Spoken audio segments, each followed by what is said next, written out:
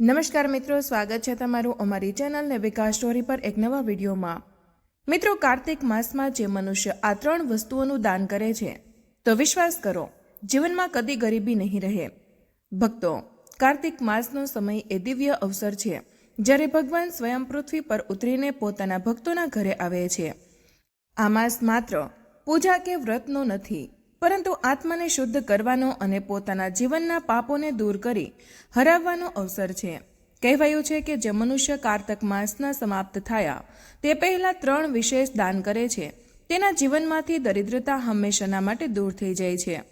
કારણ કે દાન માત્ર ધનની લેવડ દેવડ નથી, આ હૃદયની પવિત્રતા અને આત્માની વિનમ્રતાનું પ્રતીક છે।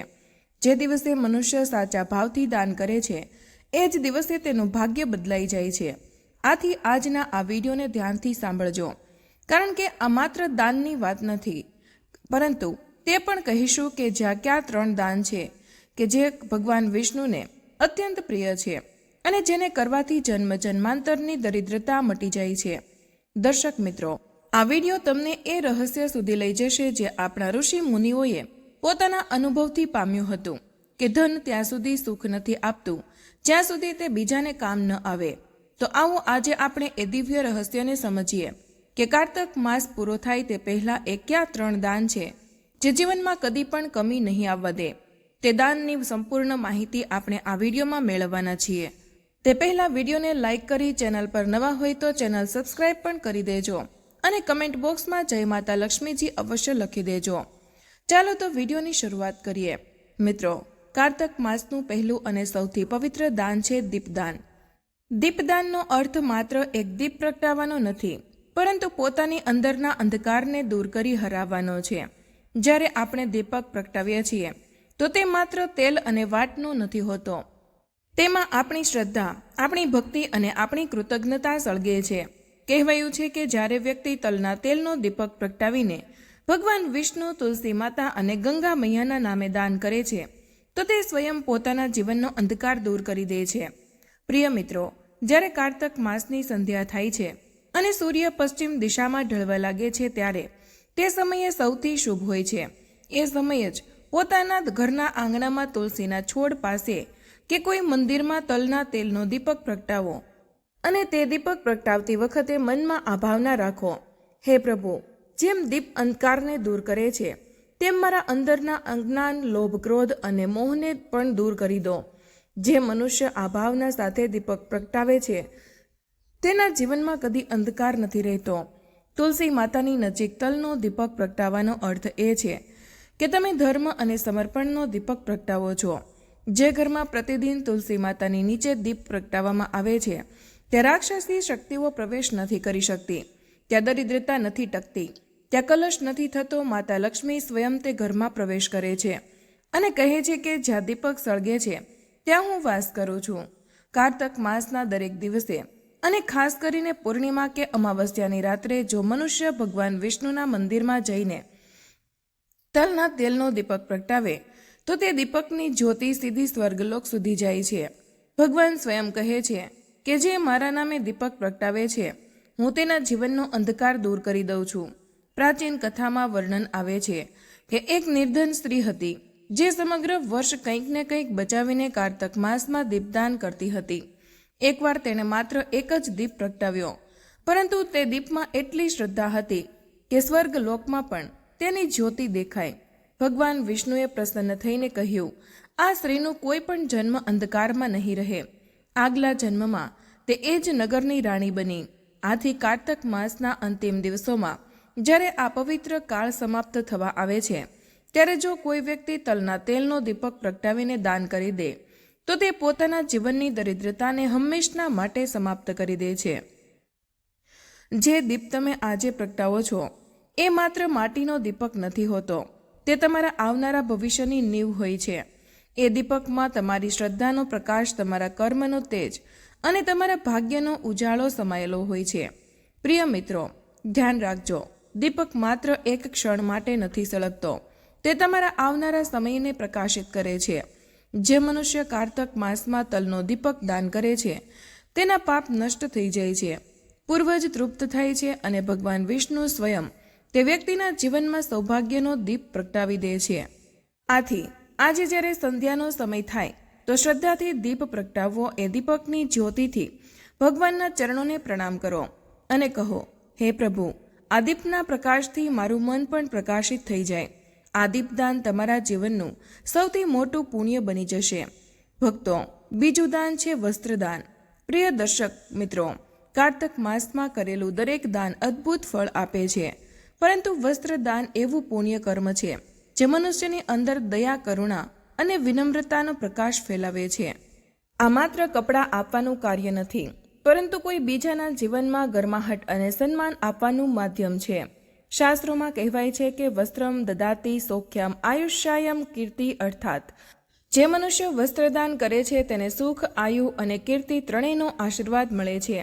કારતક માસના સમયે જ્યારે ઠંડી હવાઓ ચાલવા લાગે છે, જ્યારે સવારે ઝાકળના ટીપા ધરતી પર મોતી બનીને પડે છે, ત્યારે એ જ ઝાકળ કોઈ નિર્ધનતા તન પર કંપાવી ઠંડી બની જાય છે. એવા સમયે જો કોઈ વ્યક્તિ કોઈ જરૂરિયાતમંદને વસ્ત્ર ઓઢાડી દે તો તે માત્ર કપડું નથી આપતો, તે ભગવાનને સ્વયં ઓઢાડે છે. મિત્રો, આ એ જ સમય છે જ્યારે મનુષ્યનું નાનું દાન ભગવાનની નજરમાં મોટું બની જાય છે, કારણ કે ભગવાન વિષ્ણુ સ્વયં કહે છે કે જે મારા કોઈ રૂપને ઢાંકે છે, હું તેને પોતાના વૈકુંઠમાં સ્થાન આપું છું. અને આપણે જાણીએ છીએ કે દરેક જીવમાં ભગવાનનો જ વાસ છે. કલ્પના કરો, એક ગરીબ વૃદ્ધ રસ્તા કિનારે ઠંડીથી કાપી રહ્યો છે. તેની આંખોમાં ભય નથી, પરંતુ આશાની ઝલક છે. કદાચ કોઈ આવે અને તેને એક ઊની કપડું આપી જાય, અને જ્યારે તમે જોઈને પોતાના હાથે તેને એક ચાદર ઓઢાડી દો છો તો તે તમારા પગ હોય છે તેના હોઠમાંથી માત્ર 2 જ શબ્દ નીકળે છે, ભગવાન તમને સુખી રાખે. શું તમે જાણો છો કે આશીર્વાદ તમારા આખા જીવનનો માર્ગ બદલી દે છે? કારણ કે જે આશીર્વાદ એક ભૂખ્યા કે ઠંડીથી કાપતા વ્યક્તિના મુખેથી નીકળે છે તે સીધો સ્વર્ગ સુધી જાય છે અને ત્યાંથી પાછો લક્ષ્મીના રૂપમાં લોટે છે. પુરાણોમાં કથા આવે છે, એકવાર એક બ્રાહ્મણ પરિવારની સ્ત્રીએ કારતક માસમાં પોતાના પતિ માટે બચાવેલી ઊની ચાદર એક સાધુને દાન કરી દીધી. રાત્રે જ્યારે તે સૂવા ગઈ તો સ્વપ્નમાં ભગવાન વિષ્ણુને જોયા, જે મુસ્કુરાતા કહી રહ્યા હતા, તે આજે મને ઓઢાડ્યું છે, એટલે હવે હું તારા ઘરને કદી ખાલી નહીં રહેવા દઉં. બીજા જ દિવસે એ પરિવારને નગરના રાજા તરફથી ધન, સન્માન અને અન્ન પ્રાપ્તિ થયું. પ્રિય મિત્રો, વસ્ત્રદાન માત્ર વસ્ત્રનો ત્યાગ નથી, આ અહંકારનો ત્યાગ છે. દાન એ જ સાચું હોય છે જે વિના દેખાડાનું કરવામાં આવે, જે હૃદયની કરુણાથી નીકળીને કોઈ બીજાના ચહેરા પર મુસ્કાન બનીને પહોંચે. એટલે કારતક માસના અંતિમ દિવસોમાં જો તમારી પાસે એક પણ નવું કપડું, શોલ, ધોતી કે સાડી હોય તો તેને કોઈ ગરીબ, વૃદ્ધ કે ભૂલાયેલા વ્યક્તિને દાન કરી દો, કારણ કે તે જે તન ઢાંકે છે તે મન ઢાંકનાર ભગવાનનો પ્રિય બની જાય છે. માતા લક્ષ્મી સ્વયં એવા વ્યક્તિના દ્વારે જઈને કહે છે, જ્યાં કરુણા છે ત્યાં હું સ્થાયી રૂપથી રહું છું. એટલે ભક્તો, કાર્તિક માસના આ શુભ સમયમાં વસ્ત્રદાન અવશ્ય કરો. આ દાન તમારા ઘરમાંથી દરિદ્રતા મિટાવશે, તમારા વંશને સમૃદ્ધિ આપશે અને તમને એ શાંતિ આપશે જે કોઈ સોના કે રત્નથી પણ મોટી હોય છે. મિત્રો, ત્રીજું દાન છે અન્નદાન. પ્રિય દર્શક મિત્રો, બધા દાનોમાં સૌથી શ્રેષ્ઠ અને પવિત્ર દાન છે અન્નદાન.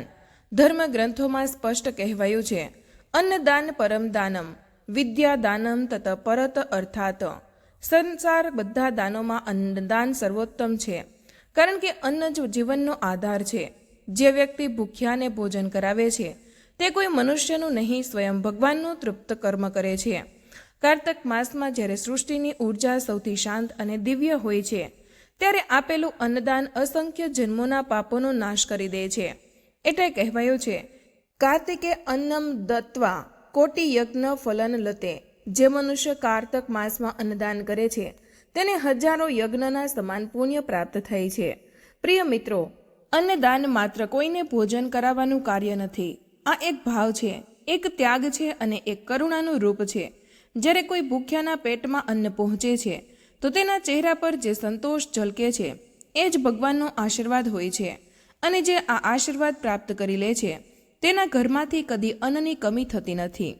પુરાણોમાં એક કથા આવે છે, એકવાર એક સામાન્ય ખેડૂત હતો જેનું નામ મધુકર હતું. તેનું ઘર ખૂબ જ ગરીબ હતું પરંતુ હૃદય ખૂબ જ ઉદાર. કારતક માસની પૂર્ણિમાના દિવસે તેની પાસે માત્ર એક મુઠ્ઠી ચોખા બચ્યા હતા. એ જ સમયે તેના દ્વારે એક ભૂખ્યો સાધુ આવ્યો અને ભોજન માંગ્યું. મધુકરની પત્નીએ કહ્યું, આ તો આપણા બાળકોનું આખરી અન્ન છે. પરંતુ મધુકરે કહ્યું, જો આજે કોઈ ભૂખ્યાને અન્ન ન આપીએ તો આ અન્ન પણ વ્યર્થ છે. તેણે એ ચોખા સાધુને આપી દીધા. રાત્રે જ્યારે બંને સૂઈ ગયા તો સ્વપ્નમાં ભગવાન વિષ્ણુ પ્રગટ થયા અને બોલ્યા, મધુકર, આજે તે જે અન્ન આપ્યું હતું એ મારા સુધી પહોંચ્યું છે. હવે તારા ઘરમાં કદી અન્નની કમી નહીં થાય. બીજા દિવસે એ જ ખેતરમાં સોનાના સિક્કા હશે. ત્યારથી કહેવાયું, અન્નમ બ્રહ્મમ સ્વરૂપમ, અર્થાત અન્નમાં સ્વયં ભગવાનનો વાસ હોય છે.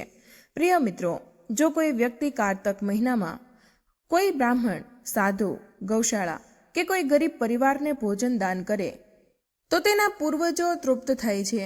તેનું ઘર અન્નથી પરિપૂર્ણ રહે છે અને ભગવાન વિષ્ણુ સ્વયં તે ગૃહને આશીર્વાદ આપે છે. આ દાન એટલું પવિત્ર છે કે તેને જીવન દાન કહેવાયું છે, કારણ કે તેનાથી કોઈની પ્રાણ રક્ષા થાય છે. અન્નદાન કરતી વખતે એક વાત હંમેશા ધ્યાનમાં રાખો, દાન કદી અપમાન સાથે ના થાય. દાન હંમેશા પ્રેમ, નમ્રતા અને શ્રદ્ધાથી થાય. જ્યારે તમે કોઈ ભૂખ્યાને ભોજન આપો છો તો ત્યારે એમ ન વિચારો કે તમે તેની મદદ કરી, પરંતુ એમ માનો કે ભગવાને તમને તેનું સાધન બનાવ્યું છે. પ્રિય મિત્રો, જ્યારે પણ ઘરમાં અન્ન બનાવો તો એ અન્નનો એક ભાગ ગૌમાતા, પક્ષીઓ કે કોઈ ભૂખ્યાને અવશ્ય આપો, કારણ કે જે વ્યક્તિ પોતાના અન્નમાં બીજાનો હિસ્સો રાખે છે તેના ઘરમાં હંમેશા સમૃદ્ધિ રહે છે. કારતક માસમાં અન્નદાન કરવાથી વ્યક્તિનું ભાગ્ય પ્રકાશિત થાય છે, જીવનમાંથી દરિદ્રતા મટે છે. તેમના વંશમાં કદી કોઈ ભૂખ્યો નથી મળતો. કહેવાયો છે કે અન્નમ દદાતી યહ ભક્તમ વિષ્ણુ લોકમ વ્રજતી. જે ભક્તિ ભાવથી અન્નદાન કરે છે તે વિષ્ણુ લોક પ્રાપ્ત કરે છે.